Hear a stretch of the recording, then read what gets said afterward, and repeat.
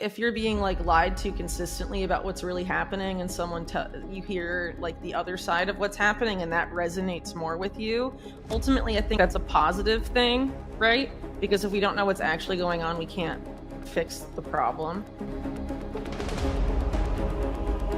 And you could argue that like a lot of the lies and deception is to keep people from fixing the problem by thinking the problems are all other things. But it is depressing to have to confront that disconnect between what you thought was going on and what's actually going on.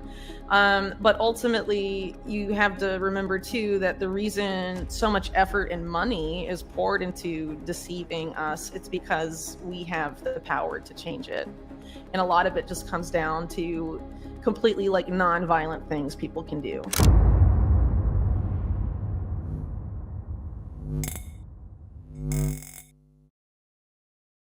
Today we have Whitney Webb, discussing the hurricane coming in 2024 and why it's much worse than people think. Artificial intelligence has emerged, offering a massive advantage in productivity and innovation.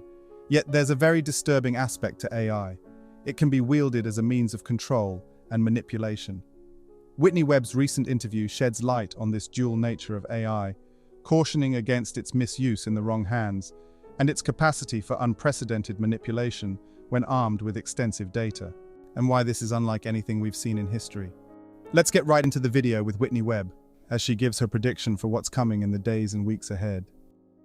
Lately, I've been talking a lot about divesting from big tech as much as possible, just because of like where a lot of those big tech billionaires in the national security state they're completely fused with at this point are taking us.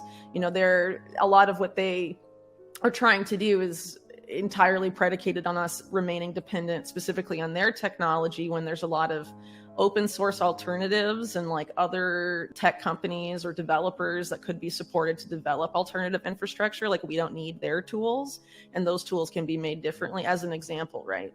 You know, I know people sort of like can feel black pilled, I guess, when being confronted with this information. But ultimately, you know, I think part of the reason things have gotten to the point they are now is that for so long, so many people didn't want to have to confront that disconnect between the reality we're told and what reality like actually is, you know, like what's actually happening.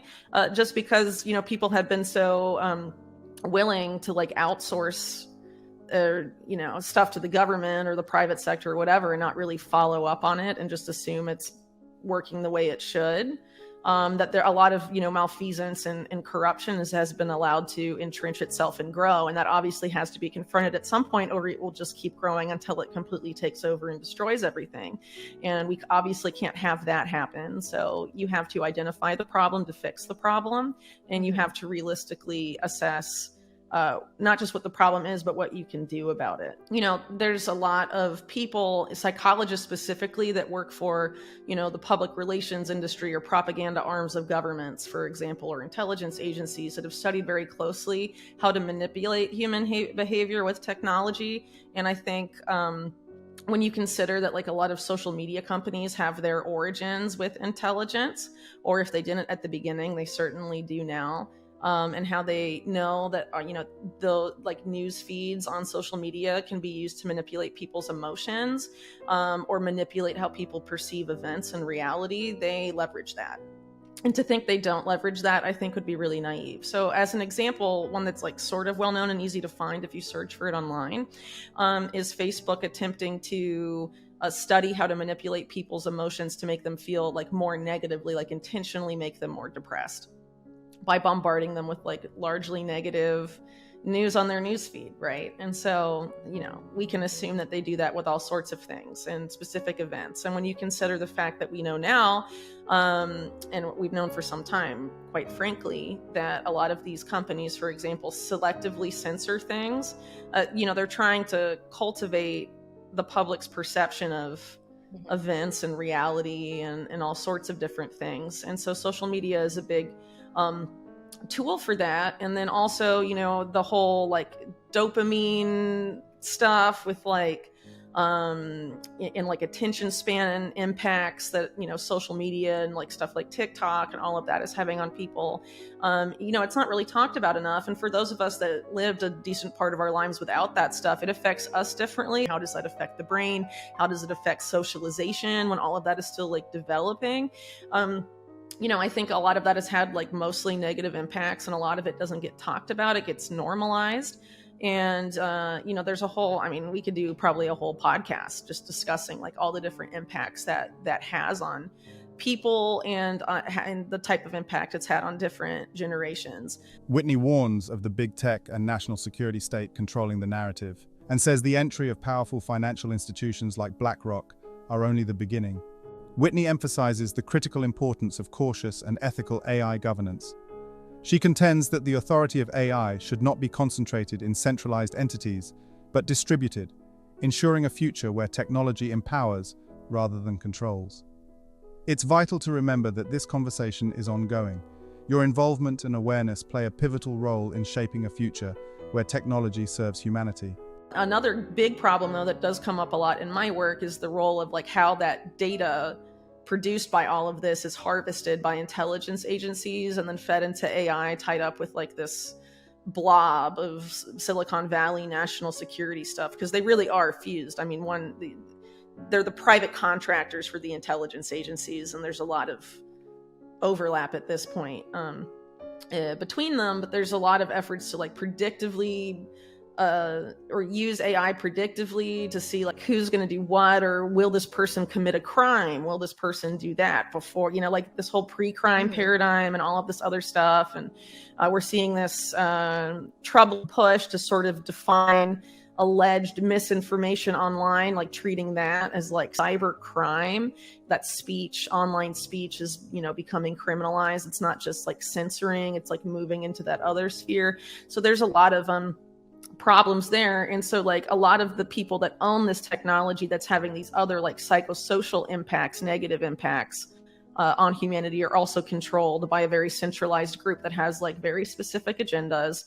In my opinion, they're essentially in control of the US government, and they're like very, I see them as pretty much overtly fascist at this point. A lot of the Silicon Valley billionaires very interested in having like very tight control over the US political system. I mean, they do in terms of like political financing and stuff of both parties, and over our media, and just an insane amount of involvement with intelligence agencies, the military. As an example, like former CEO of Google, Eric Schmidt, is like funding major parts of the Biden administration right now. He's been a longtime big donor to the Democrats specifically, but he's basically like been in charge of national security AI policy. He was the chair of the National Security Commission on AI. If you like read the book he wrote on AI with Henry Kissinger, he basically describes as his like mentor on this stuff.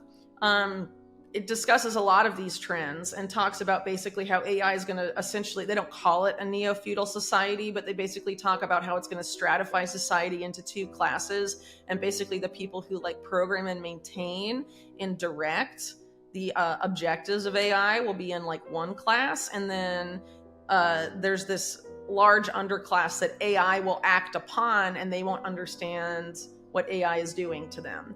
And they also say that people that become dependent on AI for decision making, for writing, for communicating, all sorts of stuff, will become cognitively diminished. And I mean, we can already sort of see it happening to an extent with like how massive generative AI has become with like GPT, for example.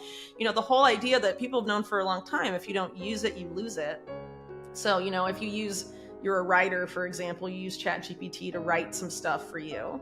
Maybe you do it occasionally at first, but then you become dependent on it, and then you forget how to write without it. I mean, that's essentially what they're talking about. And that's where they're taking us with really everything AI is offering to help us with. And ultimately, people that are so cognitively diminished, they can't understand what's happening to them, while you have this programmer class at the top that's like directing how AI herds us all, they're openly talking about how this is going to be the impact of that technology. And it's Silicon Valley in bed with the national security state. It's like very over in your face.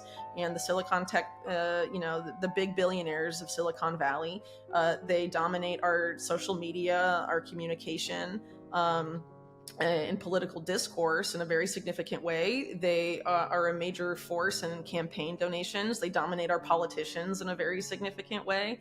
And like Eric Schmidt specifically too is like funding all these guys in the Biden administration and controlling the science and technology policy of the Biden administration, directly funding people in the government, which is totally illegal, but it's happening anyway. Like you can have Politico do like 3 exposés on Eric Schmidt doing that, and there's no accountability from like oversight offices in the government. They just don't do anything about it.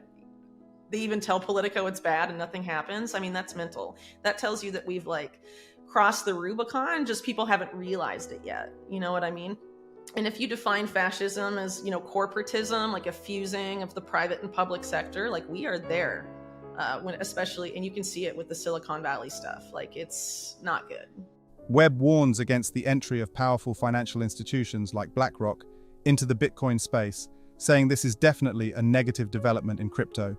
She asserts that these institutions are set to control a significant portion of the cryptocurrency supply, and emphasizes the importance of resisting this obvious influence on the market. Webb foresees a looming economic catastrophe, driven by collapsing fiat money systems, rampant inflation, and bank failures. She suggests transitioning to a Bitcoin standard might be on the horizon, as the world grapples with the impending crisis. She asserts that the promises made by the Federal Reserve and central banks have been hollow, leading to excessive money printing and a proliferation of poor investments. And with the aftermath of the recent inflation surge, Webb says this will not lead to a return to the status quo. What do you think about her prediction for Bitcoin and where we're headed in 2024? Comment down below. Thanks so much for watching. Don't forget to like and subscribe. This is Library of Wealth. We'll see you in the next video.